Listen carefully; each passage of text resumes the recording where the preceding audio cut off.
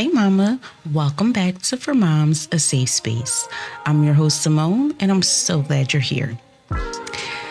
Last week we talked about who can you really trust with your kids. We explored the emotional weight of trust, especially when you're doing it all alone and don't have a solid support system. We talked about the decision making that comes with trusting someone else with your child's safety and peace of mind. And it's a conversation that we don't have enough. And if you missed it, I definitely encourage you to go back and listen. Today's episode is a tender one. It's something that we don't talk about enough once we become mothers, and that's friendship. More specifically, what happens to our friendships after motherhood enters the picture.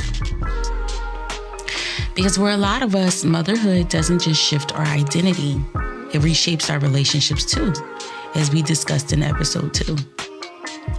Sometimes the people we thought who would always be there just aren't. Sometimes the group chats go quiet. And sometimes we realize we've outgrown people who once felt like family. And in the middle of those sleepless nights and messy homes and trying to hold it all together, we quietly start to feel lonely. So if you've ever looked around and wondered where your people went, or felt like no one really gets you anymore, this episode is for you.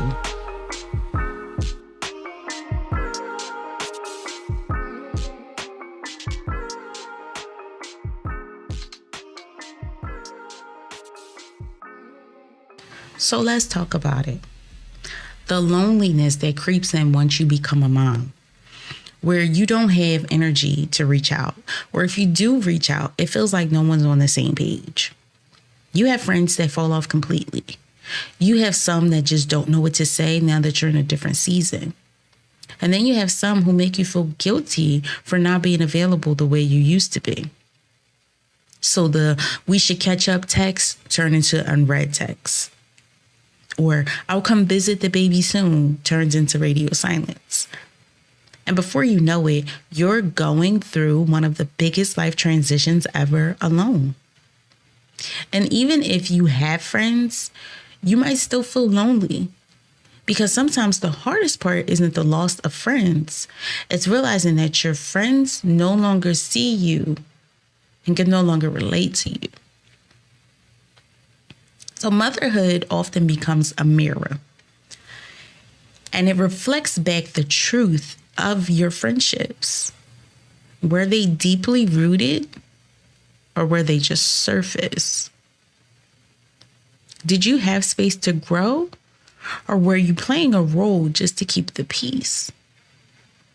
And I'll be honest, there were friendships I thought would last forever. These were people that I consider sisters, people that I knew would be there through every season. But as I became a mom, and especially a single mom, the group dynamic shifted. My time changed, my energy changed, my priorities changed. And those friends just quietly disappeared. And yeah, it hurt. It hurt a lot.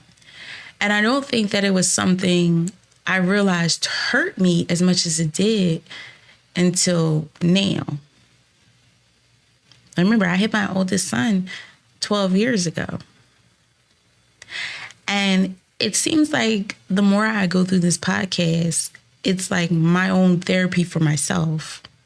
And I'm realizing a lot of things that have occurred in my life over the time, things that I never addressed, or things that I kind of just swept under the rug and kept pushing. But when I started working on this episode a couple weeks ago, it did bring something out in me. And it made me reflect back on the fact that people I had been friends with for years prior to Mason literally dropped off the face of the earth for me. And yeah, we were still friends on social media, and, you know, they could see his growth and they could see everything that was going on. But it was like no phone calls, no texts, no FaceTime, nothing. You just go about living your life. And you don't even bother to say like, "Oh, how's your son? How's things going?" Like, just nothing, right? And then I started to see those people having kids. And I was like, I wonder if they're experiencing the same thing. I wonder if those people around them who were friends who didn't have kids of their own are being supportive to them. Are they in their lives? Are they helping them? Are they getting the support that they need, essentially, now that they have a child? Or did those people run off on them as well? I always say, you never know how something feels until you experience it. And I stand firm on that. So, unless you've lost a parent, you don't understand how that feels. Yeah, you can empathize with a person. You can have sympathy for the person. But to know how it feels to no longer have your parent here, until you go through it, you don't understand it. Until you get married and go through the motions of marriage, you can't relate to someone who's married. You can't relate to them because marriage is completely different from boyfriend and girlfriend. Until you get divorced, you cannot relate to someone who is going through a divorce. You will have people telling you, oh, maybe you can work things out, or, do you think you could do this? Do you think you could do that? But what they don't understand is, number one, you are not married to this person. I am. I am married to them. And number two, maybe you've never been married before, so you can't tell me what I should do in my marriage. And number three, even if you have been married before, everyone's dynamics are different and everyone's limits are different. And then when you have a baby, people who do not have children cannot relate to people who have children. I think the thing that irritates me the most is when someone asks you, do you have kids? Yeah, I have 2 kids. Oh, I don't have kids, but I have dogs. Or I have my cats and they're my kids. And for me, in that moment, the annoyance that I feel, because what are you talking about? A dog and a cat cannot relate to a child. I understand in your mind, they're viewed as a child and maybe you're trying to relate to me on some level, but I'm sorry, we're not relating. We're not relating. Because here's the major difference between animals and humans. You can go on vacation for a week and leave your dog. You can't leave your baby. You can go on vacation for a week and leave your cat at home. You cannot leave your baby. You will go to jail. And yes, you will. So when people do that and they try to relate to you on that level, I don't know. For me, I get annoyed by it because I'm sorry, a child and a dog and a cat, it's completely different. Yeah, you may be a pet parent, but I'm an actual parent. I actually birthed my baby. You didn't. And I don't know. It does something to me. I don't know. But it's interesting, like I said, until people go through these things, they cannot relate to you. They do not understand what you're going through. And that brings me to someone who I have been friends with, have been knowing since high school.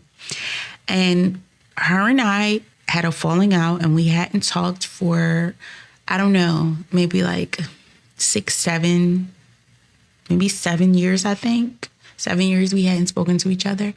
And this year, I had decided to reach out and essentially restart the friendship because I felt like enough time had passed. We were in different spaces in life. We have matured and I missed her. I'll be honest. I missed her because her and I were super close for a long time. But when I started working on this particular episode, I did reach out to her to let her know, hey, this is the episode I'm working on. Do you have anything you want to add? And so she sent me this text. She says, oh my God, remember when you first had my oldest son? While you were pregnant, I was cool. But once he came, I was like, an actual human. When my next friend had a baby, it took for her first birthday for me to really show up. I realized I had a problem. You really see who your real friends are when you have a baby. It wasn't intentional. It was a journey that I wasn't ready for, if that makes sense. And I'm sorry to you for not being there for you when you needed a village the most. I really had a problem with tiny humans.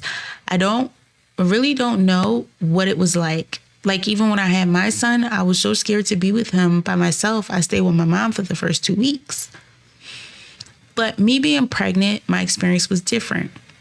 I don't have many friends. I had my one friend and his godmom. And the godmom, she found God and dipped. But I still have the one friend, but she lives in Atlanta. So when she said that to me, I appreciated the apology. I appreciated the apology because it did hurt back then. Because here I had multiple friends that I was cool with, and they were all excited for me to have this baby. And then I had him, and then no one was around. No one was around. No one came to see me. No one came to see him. No one sent me gifts. No one did anything. And it was like, dang. Like, I thought we were friends. Like, I thought we were deep in. And to know that they just essentially, like I said, dropped off the face of the earth, it hurt. But again, it's not until you go through the experience that you fully understand what the other person was going through. And so she says, looking back and then having my own child, I can only imagine how rough it must have been for you. That definitely sucked. I do remember I came to the hospital, and I remember you brought him to my grandmom's house once. But after that, IDK. But it was definitely wrong of me. And again, I appreciated hearing that. I really did, because everyone that we were friends with in our friends group disappeared. And it was the craziest thing to me. And so then what happened? I had to make new friends. Making new friends as a mom, though. Now, doing that is exhausting, because guess what? Now you have to explain your whole life story.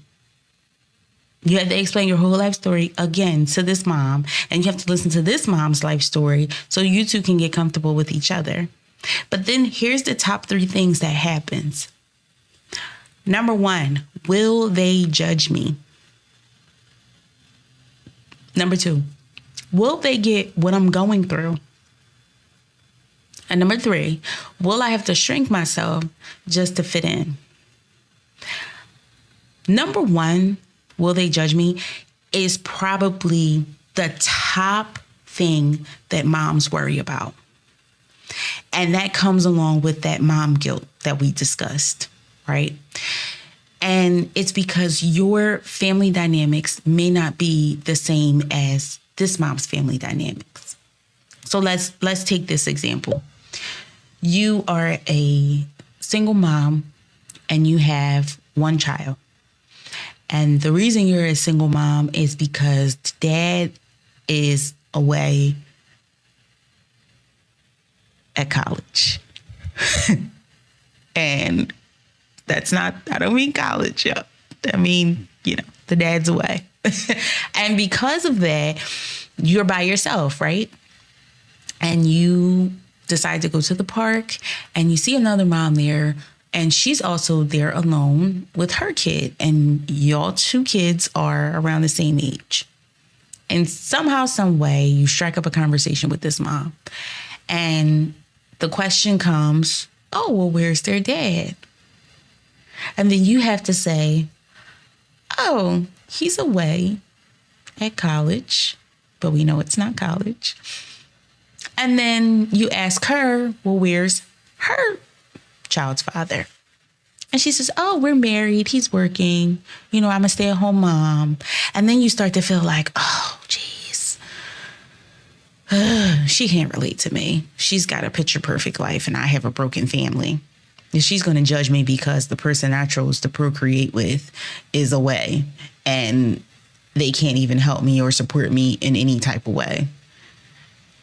And then she can't relate to what I'm going through because she has her kid's father in their life, and they're together, they're married, and they have a good family.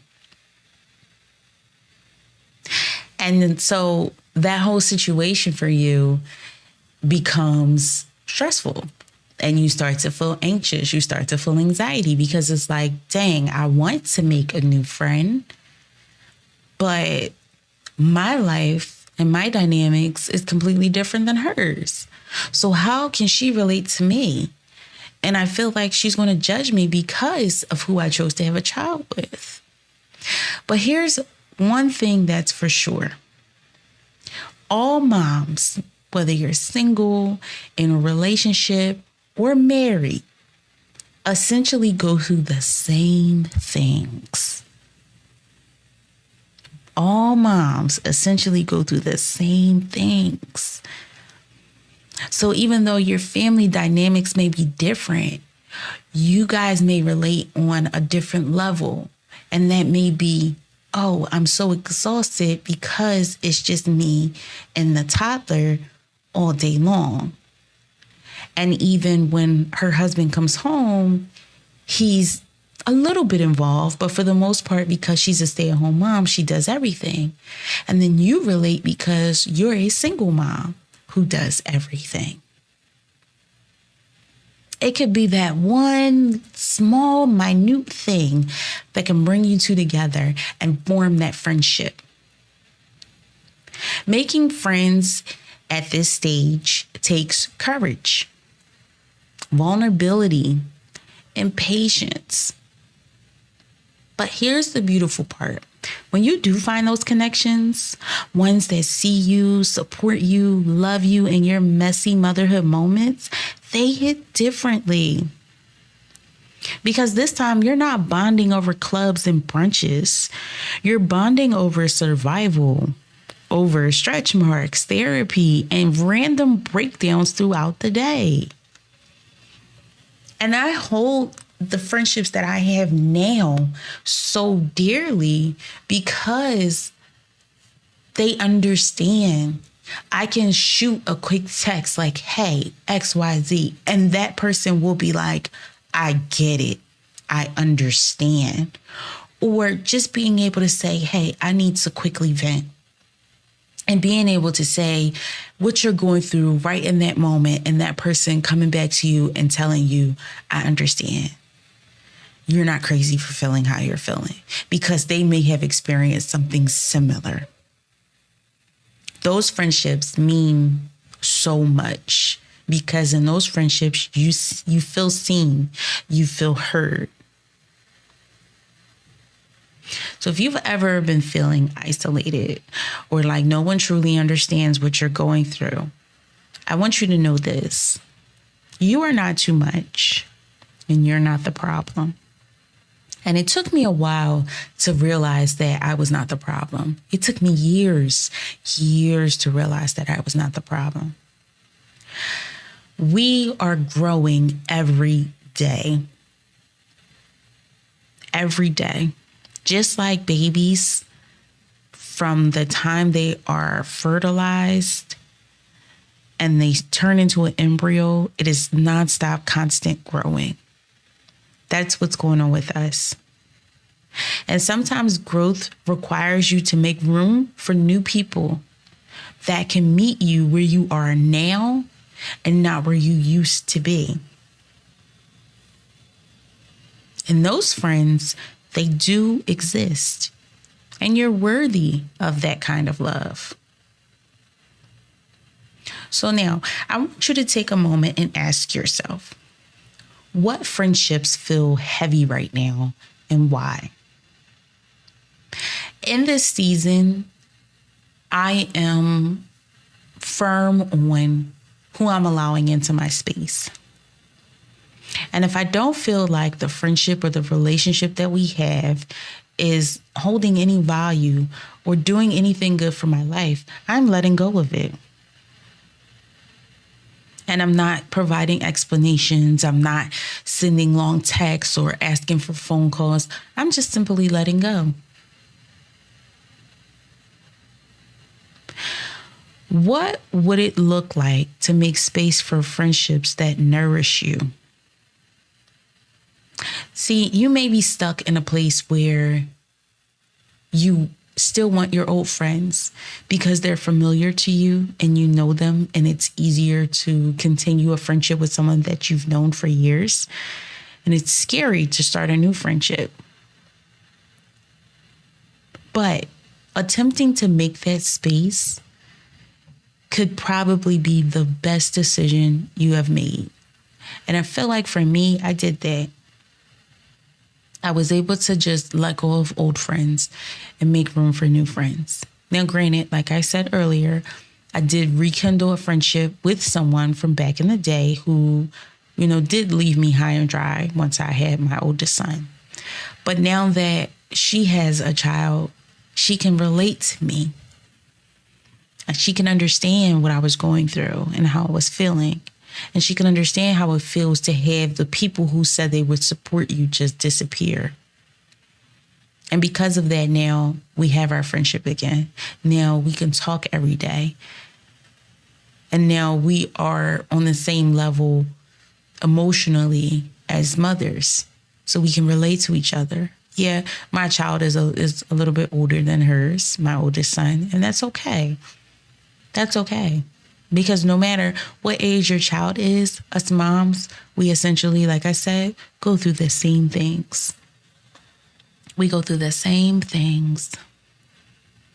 It's funny, I had discussed my podcast with my doctor, and I discussed the frustration that I had.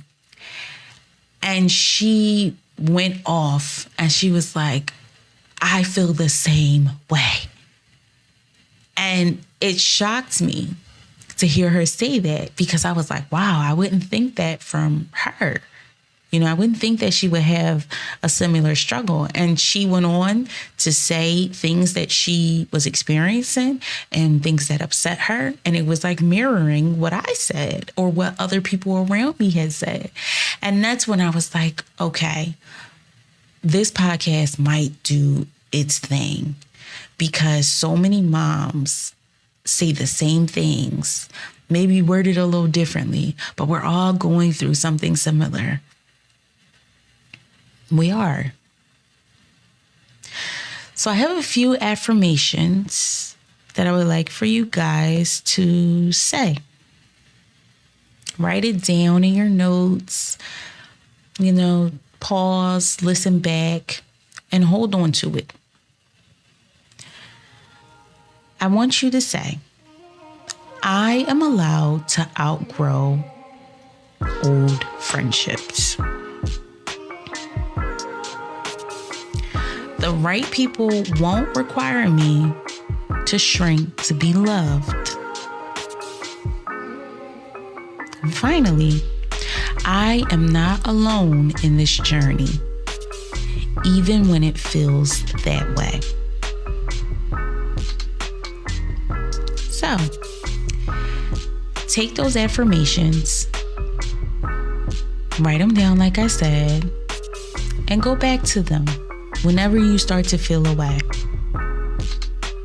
So if you've ever been feeling the ache of loneliness or the confusion of shifting relationships, I hope this gave you a little peace and maybe even permission to release what no longer fits.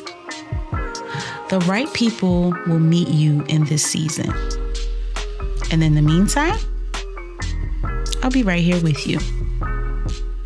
So until next time, protect your peace and hold space for the connections that feel like home.